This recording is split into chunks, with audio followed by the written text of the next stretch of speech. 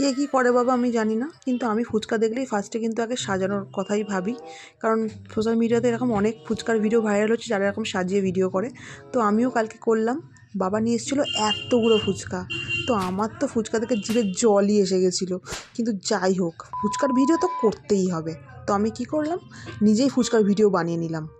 তো এরকম টক টক ঝাল ঝাল ফুচকা খেতে তোমরা কারা কারা ভালোবাসো অবশ্যই কিন্তু কমেন্টে জানিও। দেখা হচ্ছে পরের মিনি ব্লগে। Tata, stay tuned.